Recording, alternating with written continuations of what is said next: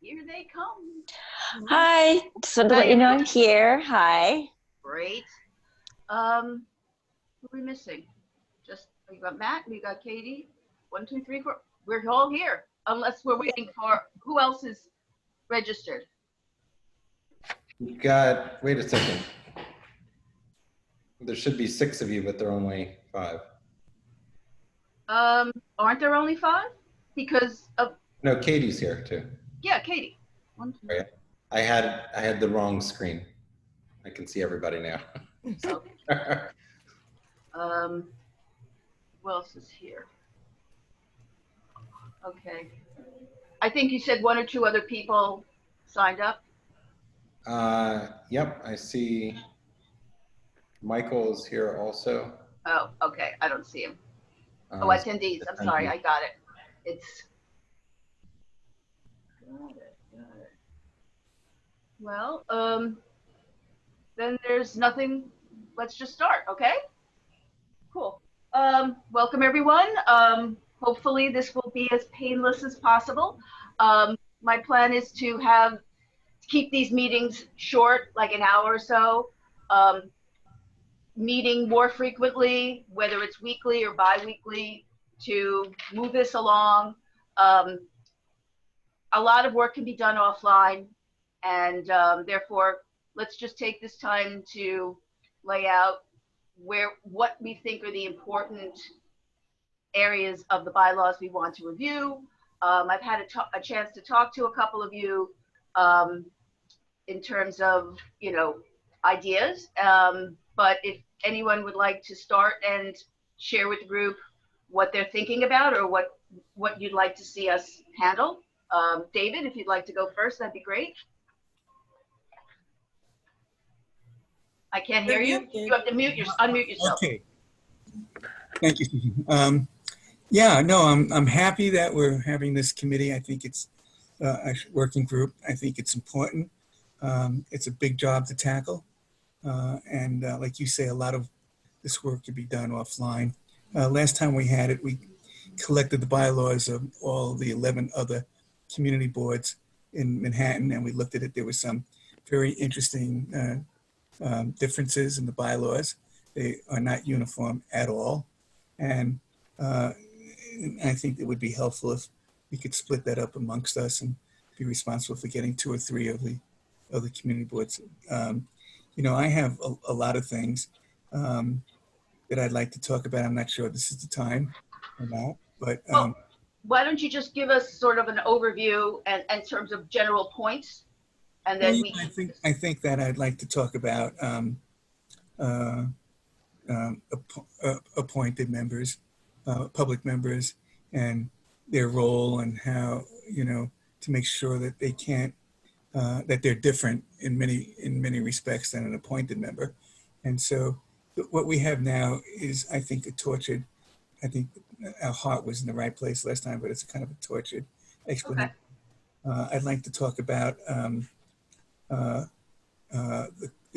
current chair being on the executive committee after his chairship is over. You're talking about like as an emeritus. No. We have it that they are a part of the executive committee. Right, it's a holdover. It should be 2 because our coach, 2 years, or until, and if the current chair only runs for 1 term. In other words, there should I understand what you're saying. Always should be a past chair. Personally, I think all past chairs should be a member because that's where the institutional memory and other things really come into play. When I was chair, I came to the executive committee for all sorts of stuff. And well, great. Let's just stick to the topics. We can elaborate on those so we keep it. Yeah. Let somebody else talk. Oh, okay. Some of the topics that I know, in discussions with other people and myself, the number one may be the elections. Our whole process is convoluted. It can be a lot cleaner, a lot simpler, and still be just as effective and transparent. So I don't think there's any dispute. There's a lot of people on the board who mentioned this, so it's definitely a topic. I myself had committees in terms of public members and how we should at least review this and decide how we want to work with that.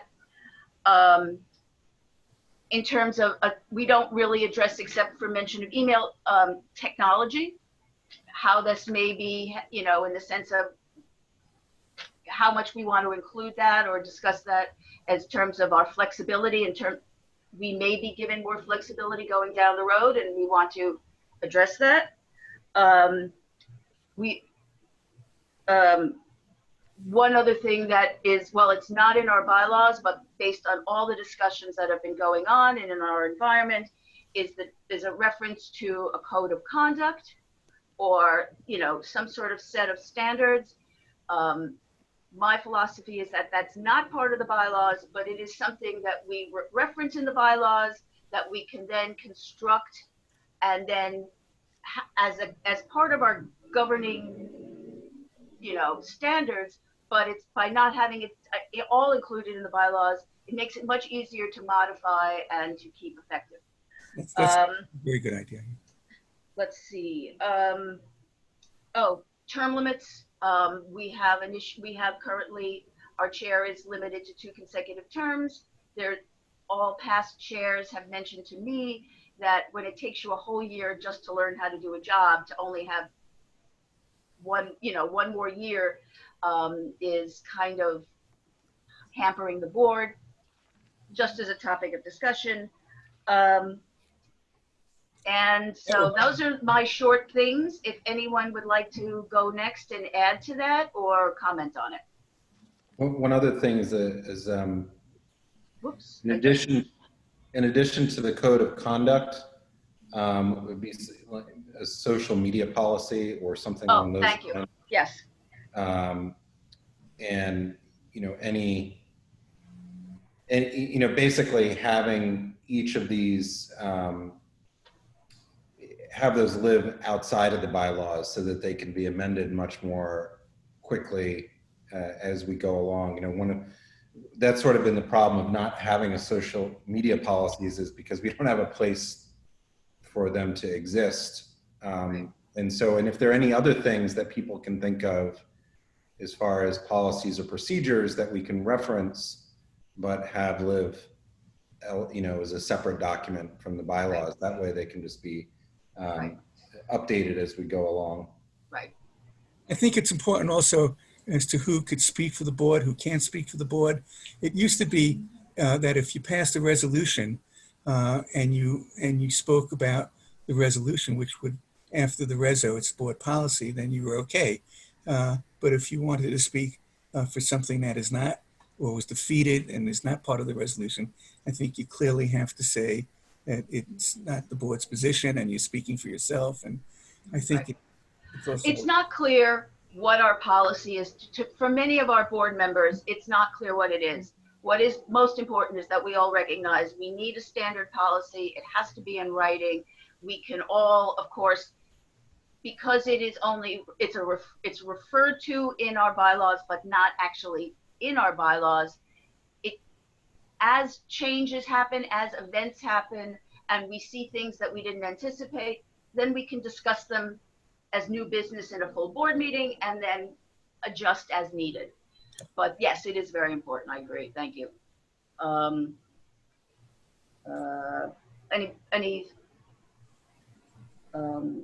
There was, one of the things that are in the bylaws, Matt pointed this out, and I thank you.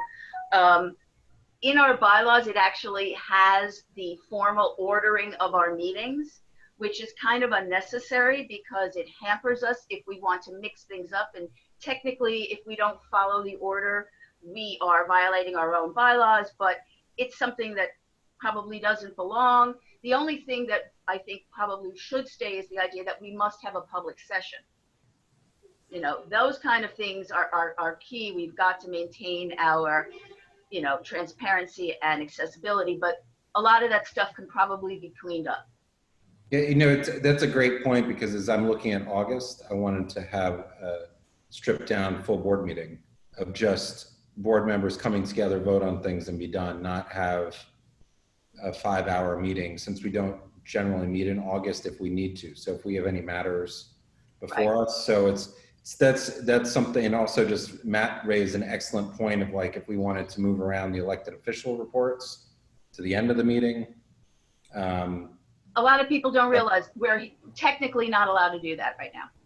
Right. So Why is that? because it's listed in the bylaws.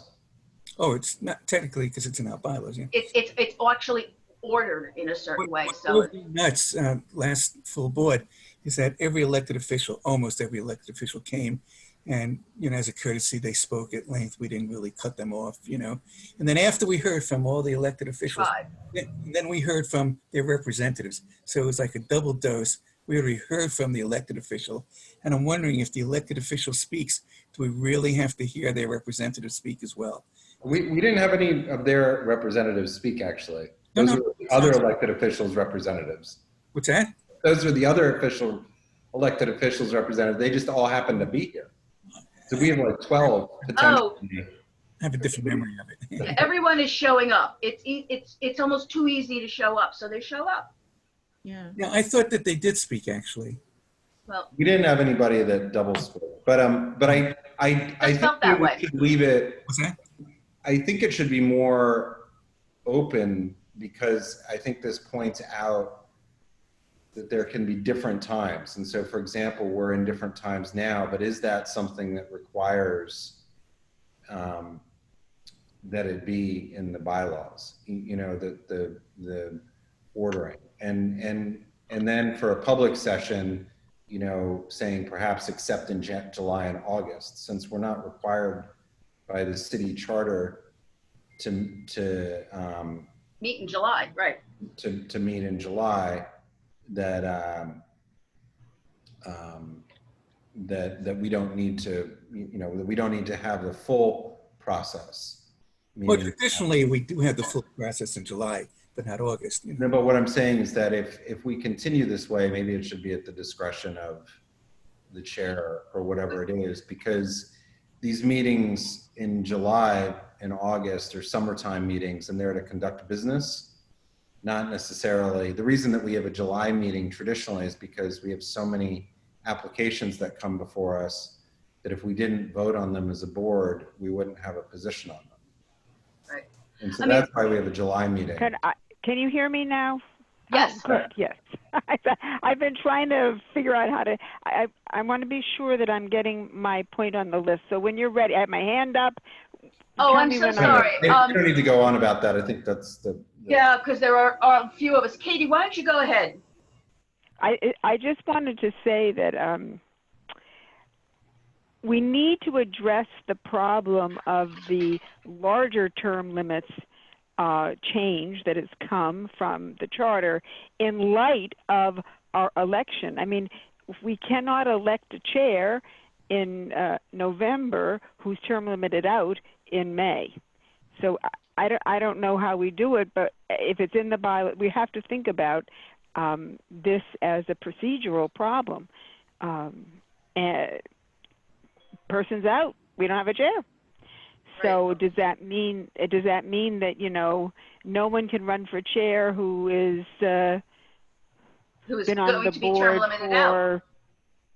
for more than 5 years? Right, because this is a problem. And do we need again to realign our election date with the appointment term limit date? The appointment date. It's very unfortunate because you really can't get appointed in April and know how to vote on someone in May. But we do have this 6-month problem. So I don't know how. It might be interesting to see if other community boards have grappled with this yet. So it's not. It really means it's someone 5 years on the board and then their chair. Very brief time, actually. Yeah. Yeah. It's a good point. It's a problem. Yeah, it's a conundrum. Yeah, I mean, all of our chairs have been on for years. It's like, takes you years just to sort of Work have your a way sense out. of how it Yeah. operates.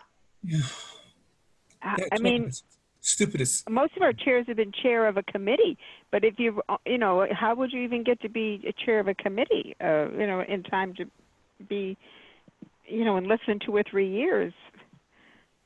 Yeah, yeah, it Yeah, is. that's a good point, and that's actually really disturbing a little. Yeah, Yeah, when you yeah, think about yeah. it. The term limits really are disabling for us. And don't make real sense. It's just, it takes 10 years sometimes for a chair to, to be chair. Well, people promote it Yeah. when they don't have boards that do what we do.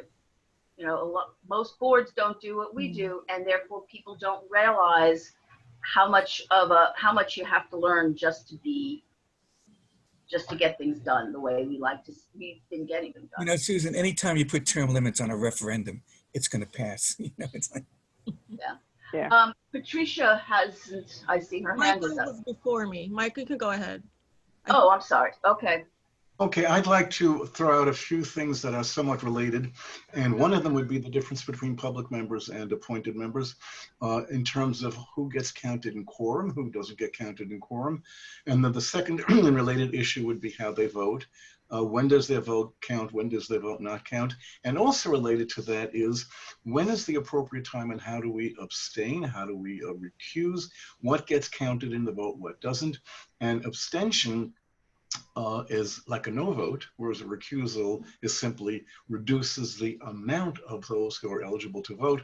I think there's a bit of confusion about that, and I'm not sure where in our bylaws that's addressed, but I'd kind of like to see that addressed in an omnibus fashion, how voting is counted, public members, appointed members, and all the different ways in which we can vote, and how that affects quorum. One example would be, are public members counted in the quorum? If they are counted in the quorum, do their votes count or do their votes not count? And do public members abstain or recuse if it turns out that they have a conflict of interest? I think we need to think about how this might be handled in the bylaws in an omnibus section that covers all aspects of voting.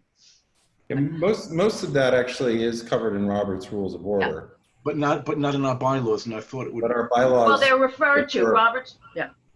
I think it might be a good idea if we could pick up some of that in the bylaws and make it a little bit clearer. It just could be very, very useful. Well, it might be helpful, again, to have sort of a separate, clarification. Again, it's not necessarily something that's in the bylaws, most of that stuff, but it's something that we might have as a shorthand that we refer to so that people understand what those rules are instead of having to work your way through Robert's rules on your own. Okay. And Michael, just so you know that Does no one else find that really fun? That was the magic thing. He just said the magic words. Yeah. And Michael, just the issue, what David was alluding to a bit on, public members are not bound by conflict of interest regulations of New York City.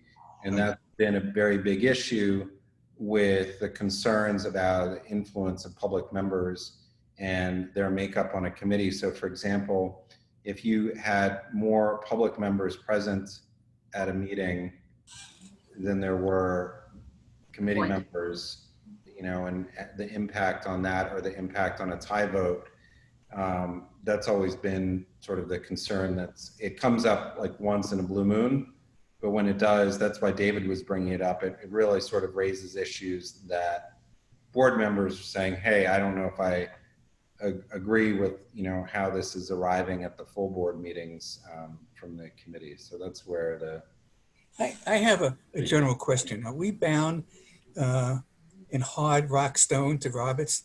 Do we have to have? No, we never. Roberts is a default. Is it default? We are always free to, and I believe Roberts in its intro says that it's like this is to be used as a default when you don't have procedure of your own. But if we find there's a problem with it, we're certainly free to do that as long as we don't, violate any other city regulations. Yeah, and I say that because I'm upset often about this calling the question business when a lot of people haven't spoken for the first time, and we haven't gone around in a circle, in a circle, in a circle. And, you know, it happened in Carter's chairship a couple of times, you know, and Carter tries to talk somebody down from calling the question. But, you know, I hate when a lot of people haven't spoken yet, that somebody decides, I'm going to call the question. And I think the chair should be, you know, involved with concurring with that rather than just doing it. But that's that. Yeah.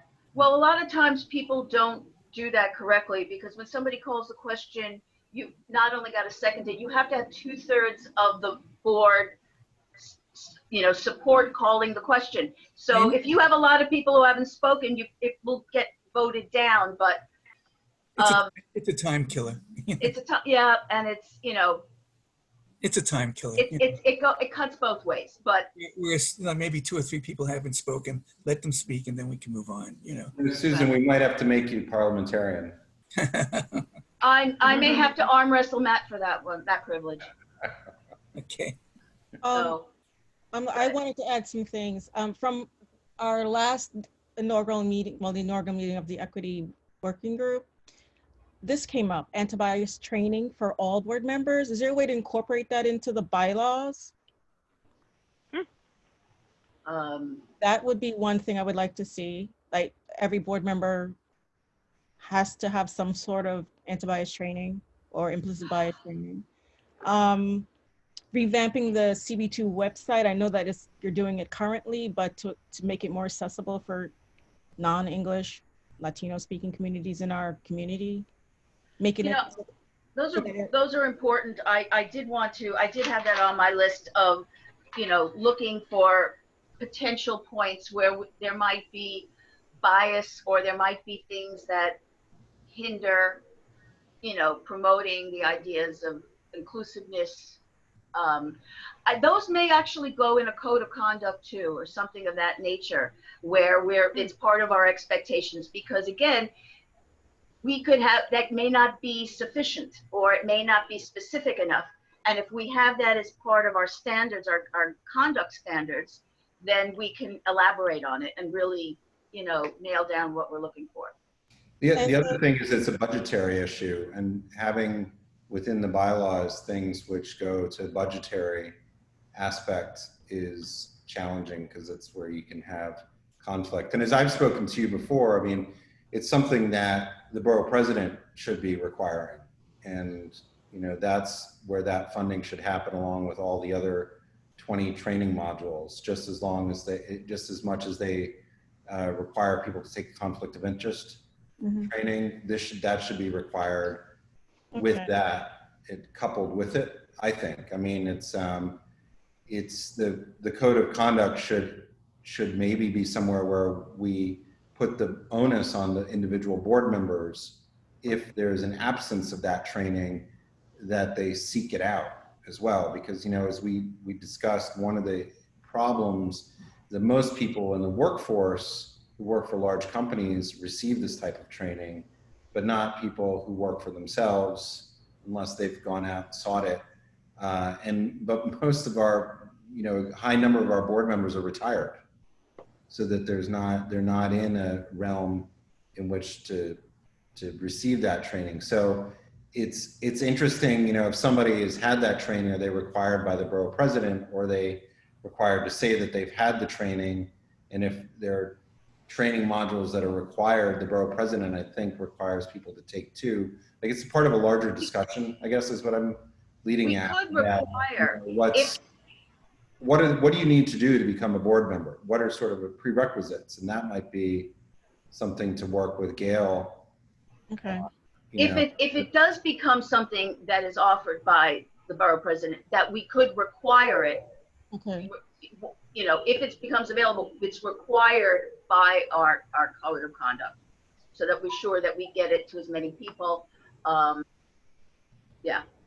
Because otherwise we'll be in trouble. I bring it up because I'm expecting that our budgets are going to be cut, and that's going to become a real challenge for our board going forward in the future. And so that's really why we need to look to the borough president office, where they have the facilities for these trainings. Okay. You know, and once we're not in Zoom world, you know, they really have the resources across all the boards to offer 6 or 7, you know, different options, or 4 or 5 for the trainings. Because, you know, that's always been a challenge, I know, in the past, of people having the time to go to trainings in person. You know, it's just sort of the challenge of that. And also, I'm just shocked that, you know, again, as we've discussed, that Gail hasn't instituted Okay. program yet, even though The she's environment is so favorable towards finally getting this as a module for training. You know, pushing for it, I think it's if there's one thing that we could actually add, it would be, you know, training along those lines. Maybe we can find, there's got to be other nonprofit entities, though, that Yeah. might offer it to us. The other thing I want to add on the list for the bylaws, in reading it, the most recent one is dated June 18, 2009. That's what I found online. Is that the one I'm working with, or is it No, different? there's a link. There's a link on our web page. Okay. And what is quorum? Because it didn't, in the one I'm reading, it didn't give the number. For a full board Thank meeting you. is 50% plus 1. Okay. All right. 2017 or 2016 revised. Yeah, I think I forget the exact. 2015, Thank you. September 2015, revised in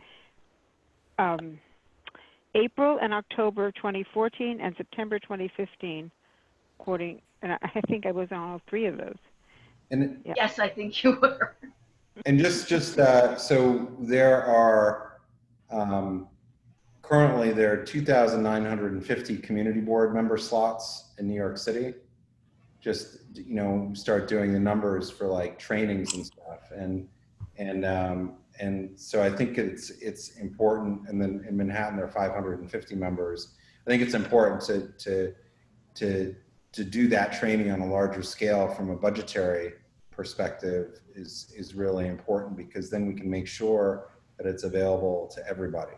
And that's just one of the, I don't know, I've just sort of in the last couple of days suddenly realized how much of a jam we're in just with the city's budget and, you know, just collections. And so I've really started. Are you hearing something, Carter? What's that? Do you know something you'd like to share with us? Well, the mayor cut 4 people from his staff as part of the budget. City council just cut a handful of people, and, you know, the private sector lost a huge percentage of jobs. I mean, things are just not connected here. So I just think that there's going to be a crunch somewhere, and, you know, we have very little in our budget outside of, on a regular annual basis, outside of our salaries.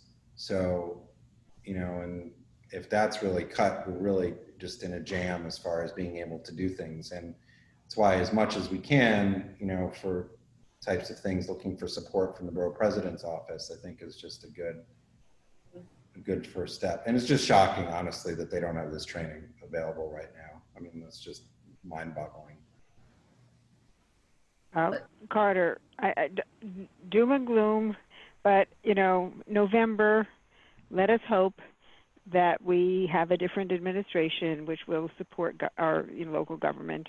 A lot of people are, you know, are thinking about that. And oh, I don't disagree. I'm just saying that even if we all take our fair share of a percentage, I know, you know, yep, belt tightening, that just has a big impact for us. That's all. It does have, and it does have a short term, you know, definitely the impact right away, but we're hoping that we can have a different reality. And, you know, we're not allowed to fundraise either. You know, Oh.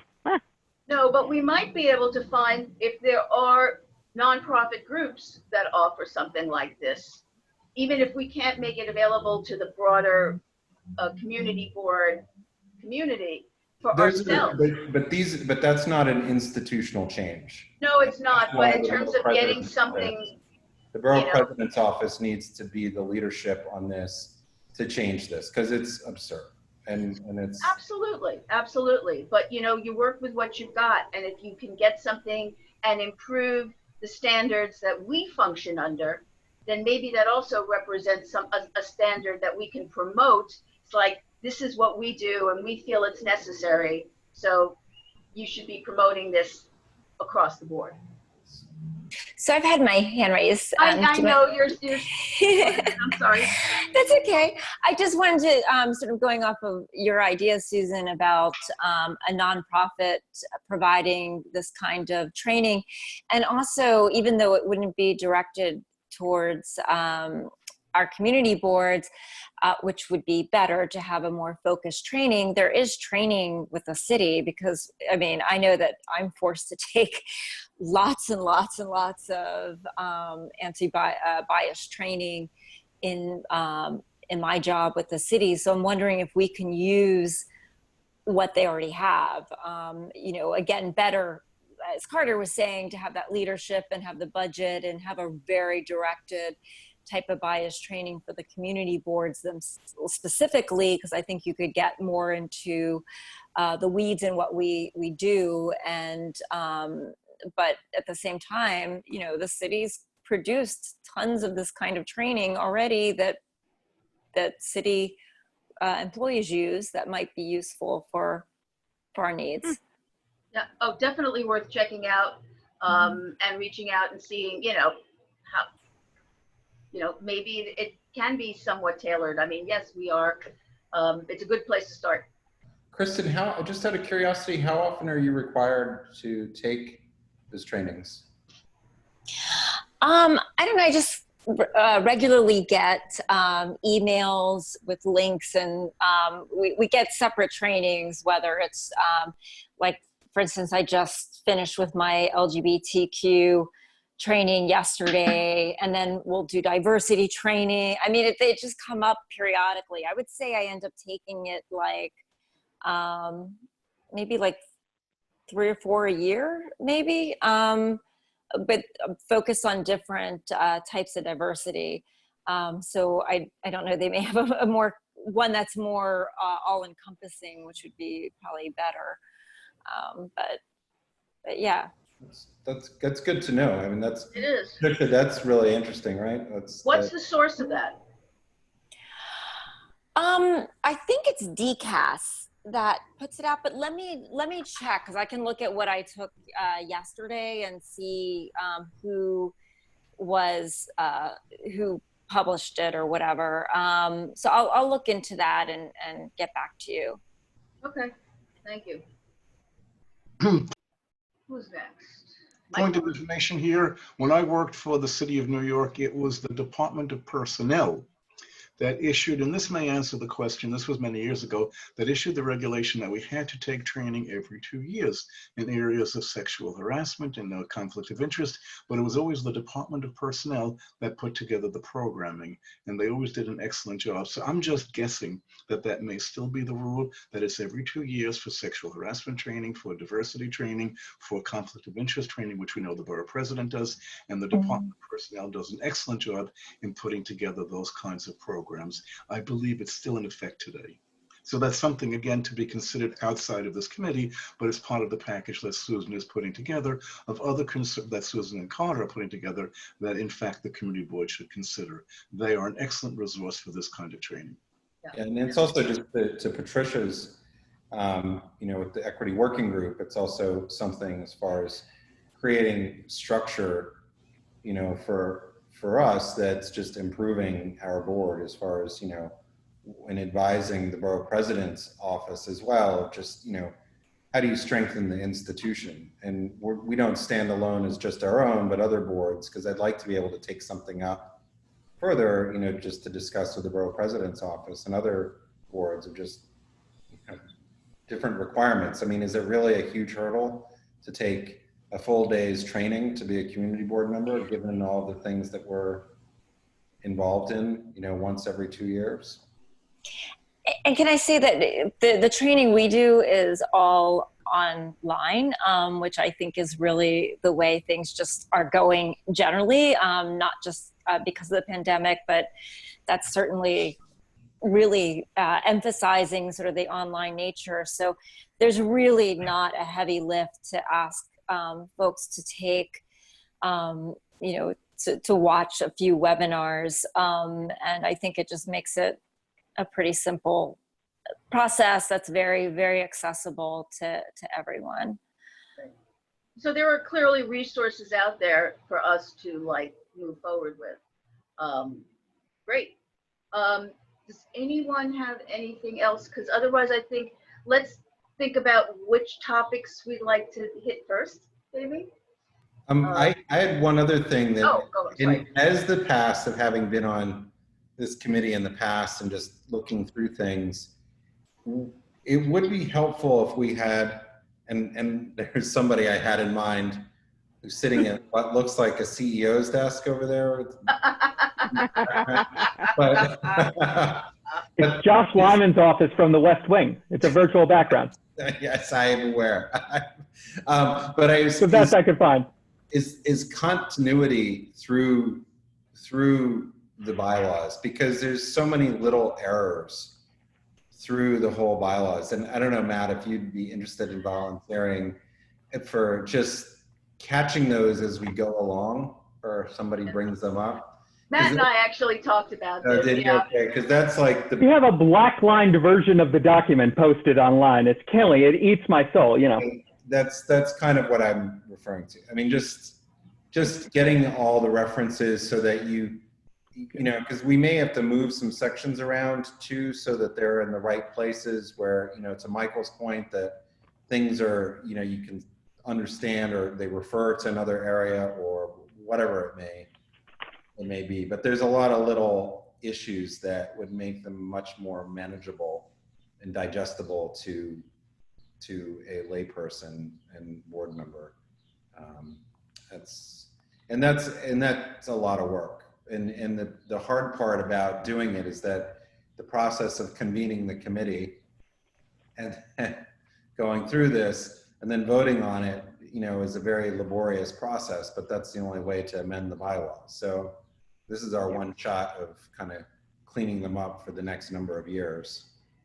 So that's why if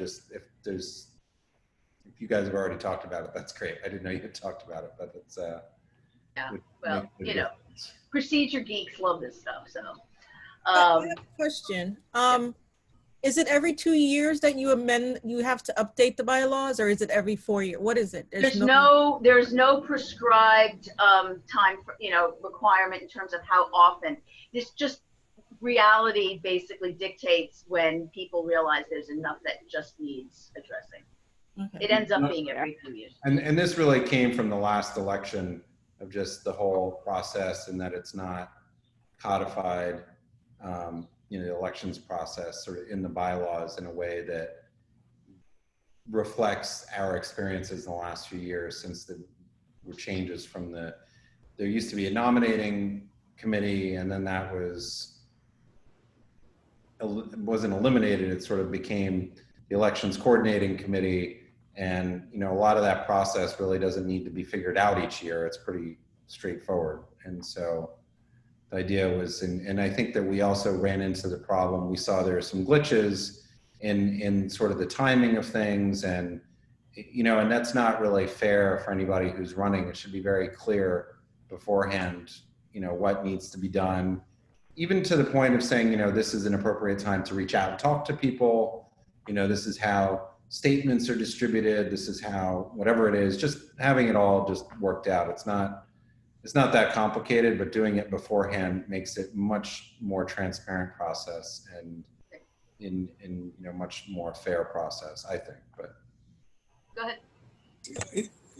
I'm sorry, Susan, is it your idea that you were going to set the agenda tonight for the rest of No, I mean, we're a small group. I wanted to have everyone, you know, sort of put out there things that they have thought of if they haven't heard anyone else say it.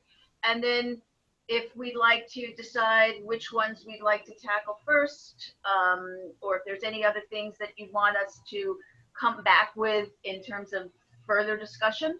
One last item that I have. Go right ahead, absolutely. That is, I feel that our elections for our offices should be confidential. And I looked at other community boards. Not everybody requires them to be public. And let me just say this. In the past, in my life on community board 2, there have been repercussions. And I'm going back, Susan, you'll appreciate this. I'm going back to Bob Rinaldo and, you know, those people. And where, oh, you didn't vote for me. You know, you're not going to get on any kind of committee. You know, the next 2 years are going to be terrible for you. And even more currently, there's been some repercussions if there was a contested election. Normally, our elections are uncontested. Normally, you know, and it doesn't show up. But, you know, part of the American democracy is that, you know, votes are confidential. And there's something wrong about having the new chair go back to the office and say, I want to see who voted for me and who didn't vote for me. I'm uncomfortable with that. And I'm wondering if we could address it, you know? Absolutely. That is definitely something that is part of our discussion of the election process. You know, everyone needs to weigh in, and, you know, even if they want to get feedback from other board members in terms of, you know, getting a sense of how I mean, as a long-serving member, it has more of a, you know, you have a greater appreciation of it than some of our newer people. But yeah, it can bring very strong feelings. So absolutely. I thought it was charter mandated that they had to be open, which is I think there's some work why I never questioned it. I'm not sure. Okay. I looked at That's the meeting Check with it out. some workarounds that we could construe, you know, in terms of okay. wait. I just want to put it on the table. That's all. You know, it's interesting because I talked about this with David briefly, and I mean, I think it's something that we need to talk about a lot more, because there's people who feel very strongly about it at first blush, but then you look at the realities, you know, and I had mentioned this to people. I was held off the board because I wouldn't say who I was going to vote for chair. Here you go. Elections were done in April. So Virginia Fields, you know, through Bob Rinaldo and somebody else who I won't mention, you know, tried to figure out who I was going to vote for. And I said, look, I'm not going to tell you. And had been appointed to the board, and I never got my appointment letter. So I actually went down for the training, and that's how real it can be. And I've had some. That's you know,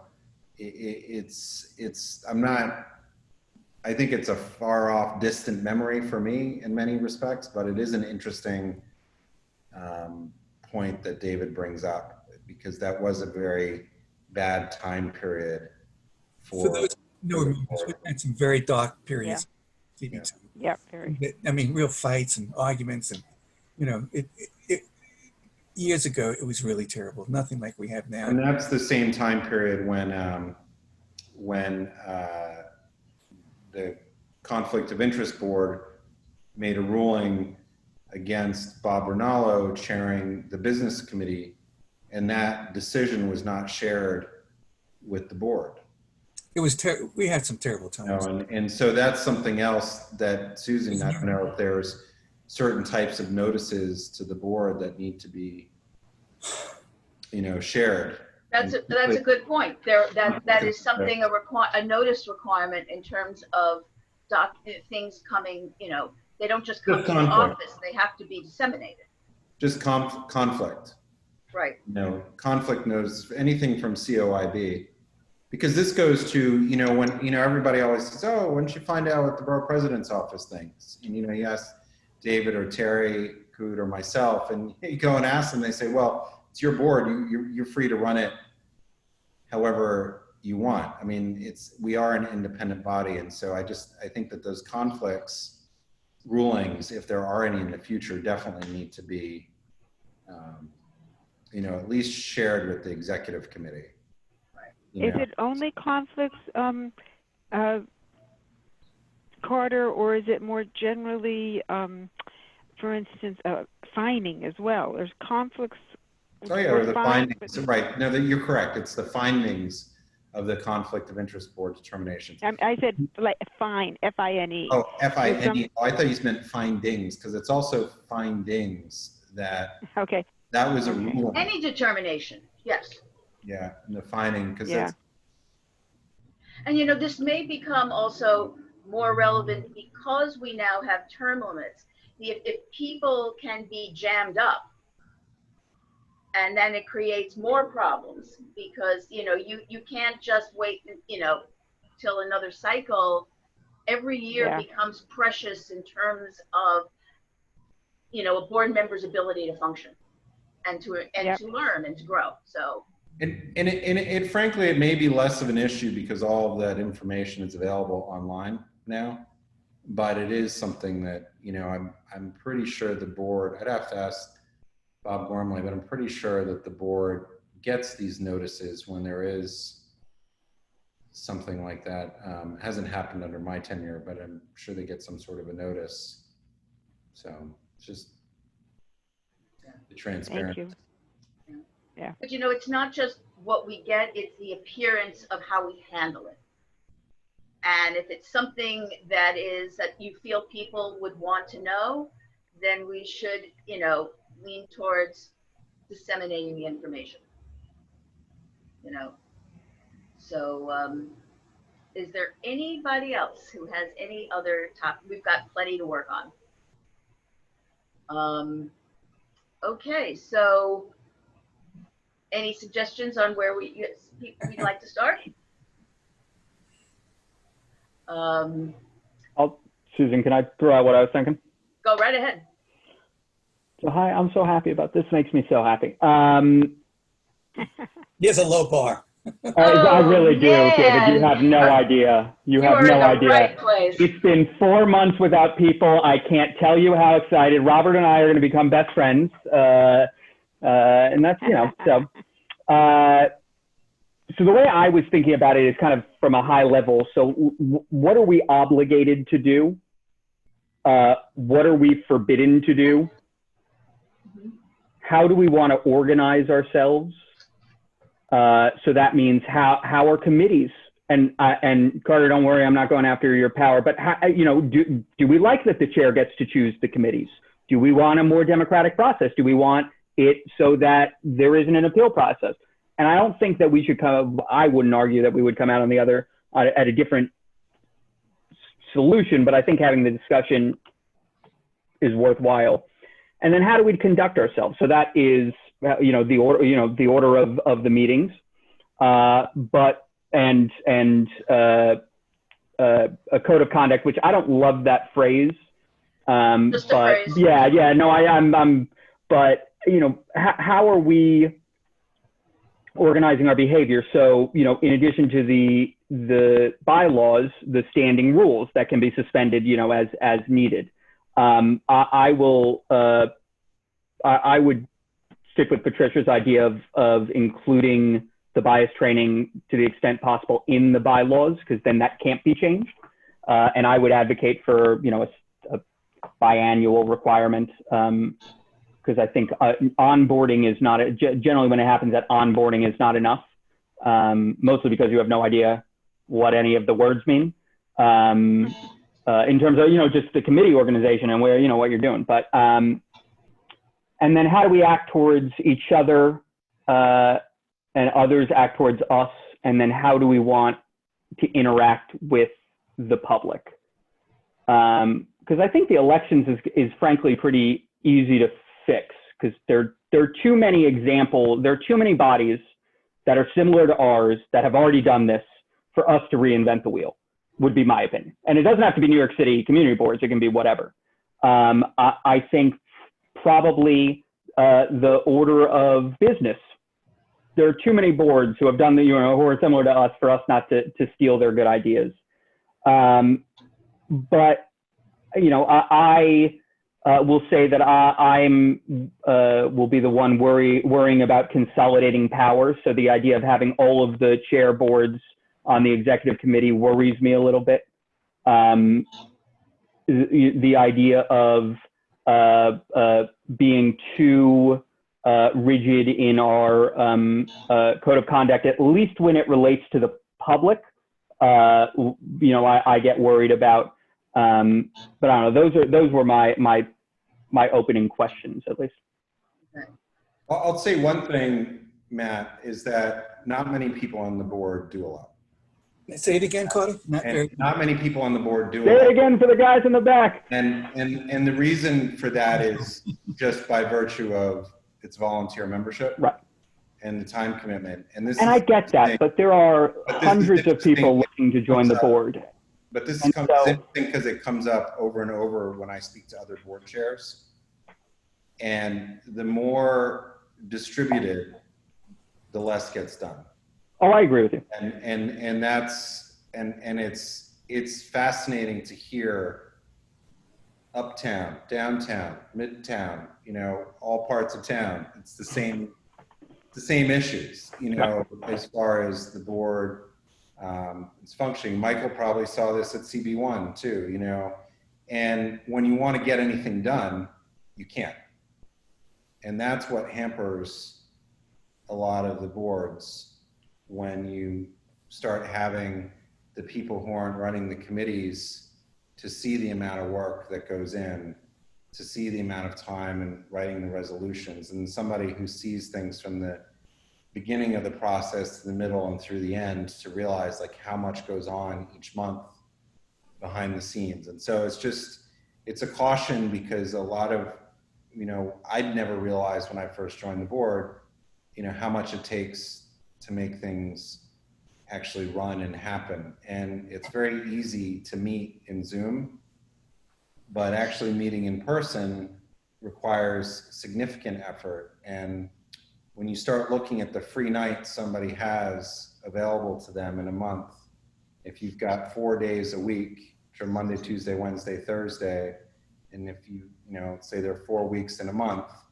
and you've got two committee meetings, a full board meeting, and an executive committee meeting, you've committed yourself to 25% of your nights. And so it's something to just keep in mind. And, you know, as a previous chair had reminded me of that fact. And, you know, when asking people, and all of, you know, everybody has a lot of things to do, but it's something to keep in mind, in that we're not a private, streamlined company running at full, you know, efficiency. We're a board of volunteer members. And so that's. Let me buttress what Carter is saying. In Lower Manhattan Community Board 1, for which you all know I worked 10 years, it took 3.5 years to reorganize the committee structure.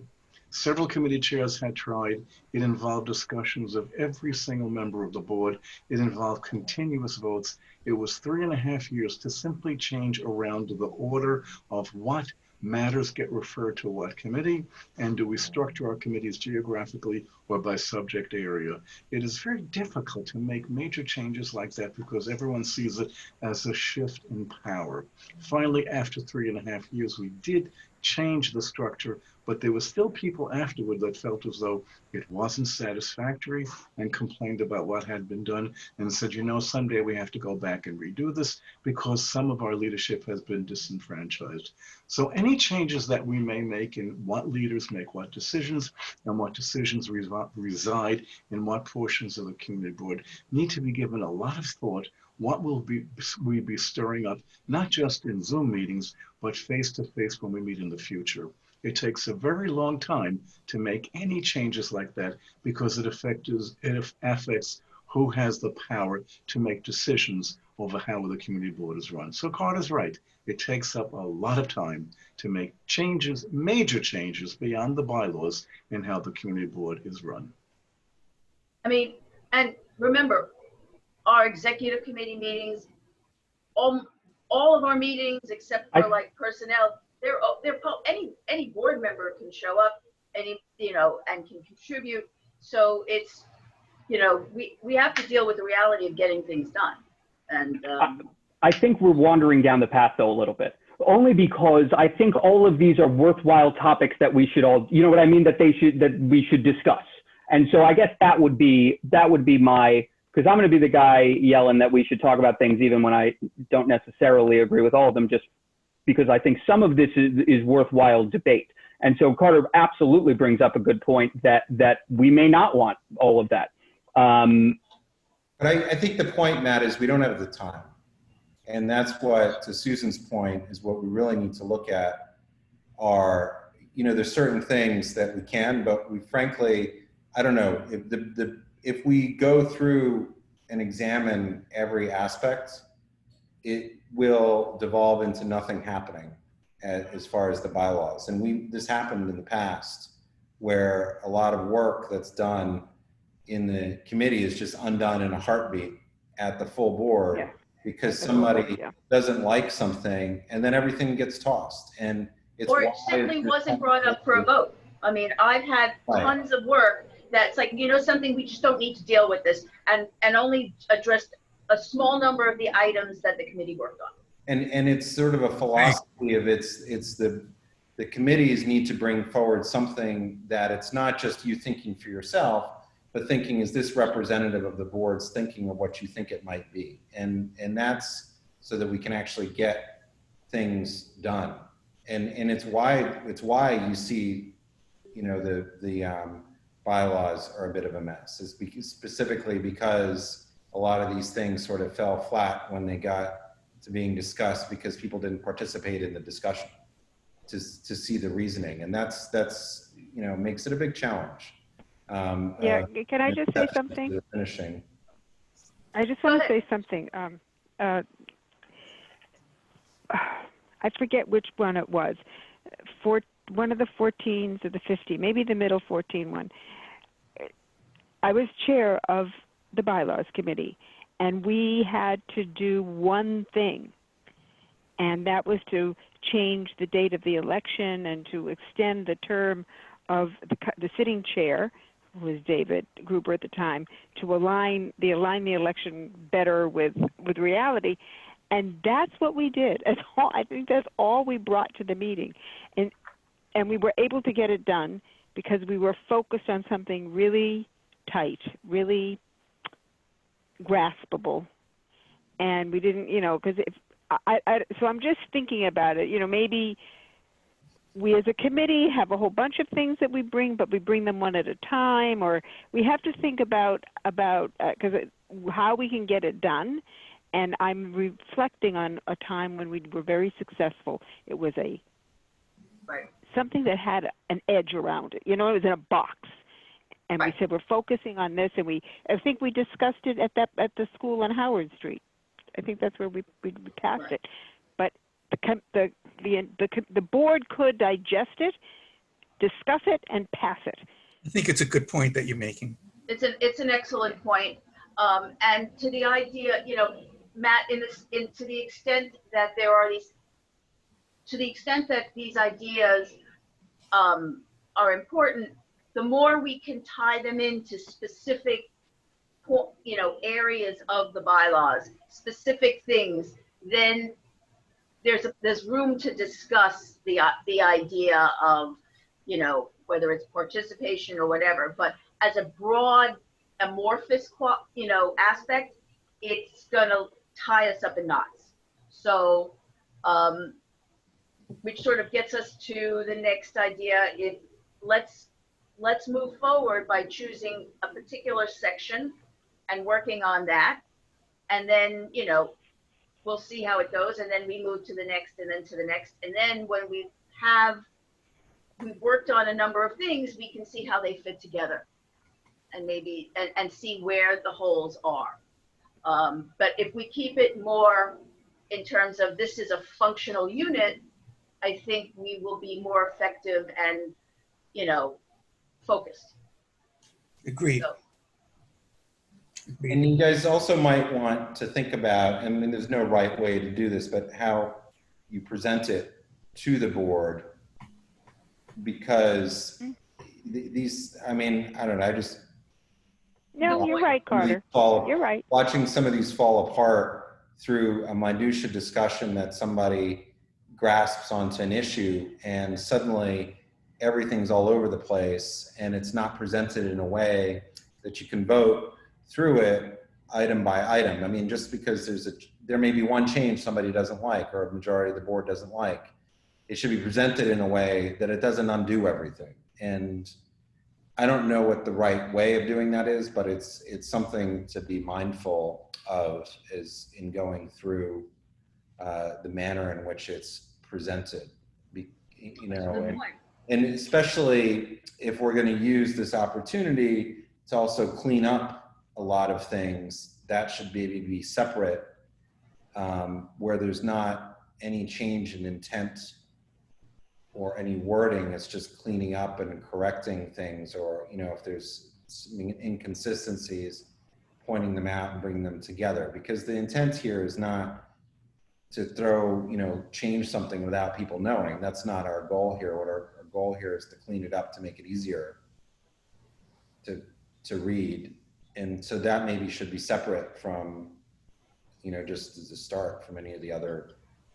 I think that's right. I think that also, as we make our proposed changes, we see where we are, and then we can see how to present it. I think it'll become clearer. Because right now, Real mission. yeah, It's a real. doesn't mean anything. Yeah. Okay. All right. Well, since we are, I do not want to, if we're already hit, it's 7:31. If no one has objections, why don't we start with elections at our next meeting as something concrete to discuss? Everyone can think about. You can review our current bylaws in terms of what it says, and we can get together. You know, if it's okay. Does anybody have a problem with doing this next week at the same time? There's a land use committee meeting. Oh, I'm sorry. We have to. Oh, yeah, that's right. I have to talk to the chair about what's available. Well, actually, you know, Susan, one of the things, because you wanted to meet a little bit more regularly, is to check in with everybody about possibly meeting at some non-traditional times, like during the day, if that. Oh, that's right. Or You're absolutely right. Remember, Susan, the bylaws committee met in the morning. I do remember that. Oh God, I hated that one. but you know, Oh you know, God. if you just want to offline send around an email or just check with people if there's any times that might, you know, Okay. whatever it may be, especially if you want to, if you have the meetings where people actually bring the changes, as Yes, opposed that's to what talking about it in the committee, because it's easier for everybody to sit in their own comfortable, safe space at home or wherever it is and work on it and bring it, as opposed to. Right. I mean, some people are more comfortable producing specific text. Other people are more, it's like, it's an idea. I may not be able to put it into words, but this is what we, you know, and because I'm comfortable translating other people's ideas into text. But if we're all sort of on the same page in terms of our next meeting, then it'll be a productive hours meeting. So I'll try to get all the other community board bylaws. I'll send them into the office. Maybe Bob can put together some kind of matrix. Like a PDF and just send it around, and that would be awesome. And that will also give us material for looking at other topics, you know. Yeah, afterwards. they were all online, so it's not a big deal. Right. Send it in and we'll get it out to everybody. And Thank you. And Matt and Susan, maybe you guys could have a conversation with Shirley, just also, you know, just to make sure you're all on the same page with the elections and what the experience from the last couple of years has been, whatever. But I'm just going to say off the top, the ranked choice suggestion. I don't know. I think yeah. The what suggestion? Ranked voting. I don't know about that, but Well, we need to encourage more than one candidate to run for each Carter, other. and you were yelling at me for presenting ideas that, you know, might get struck down at the full board. oh, chair's We prerogative. need to encourage more people to run, you know, for offices, if that's what we want to do. So yeah. Can you repeat the word or put it in the chat? It seems Ranked choice. Ranked choice. Oh, ranked choice. Oh, thank you. First, second, and third choice. Right. Yeah. That's a hard word to hear online. Ranked choice. Yeah. Right. I hope I wasn't mumbling. I haven't. No. It's tough to hear over the phone. That's all. Range. I haven't heard that complaint recently that I've been mumbling. So that was just something that You're not you mumbling. used to say that to me, Katie. We at the end? Well, you've learned, but I must be. You're a very good student, Carter. It's been all the Zooming. Hello? We're here. Good. Susan, are we at the end? Valerie has her hand up. Oh, sorry. I didn't see that. Oh, Valerie's here too? Yeah. Let's see. Am I the only one? If no one, Valerie has her hand up. Well, she's muted. She's trying to unmute herself. Oh, okay. Just froze for me temporarily. Oh, there you go. I think you. Sorry, guys. I'm on like a slower internet connection than I am personally used to, so I am going through a struggle. First of all, thank you so much for hosting this meeting this evening. I was between the phone and the computer, so I apologize if I missed this point, but I didn't know if this was the appropriate time to bring up. I know the idea of taking into consideration board member term limits in general as that lens looking through the bylaws, but also knowing that we all have term limits now, what does that mean for the different committee chairs that are in place and what that succession and transition looks like?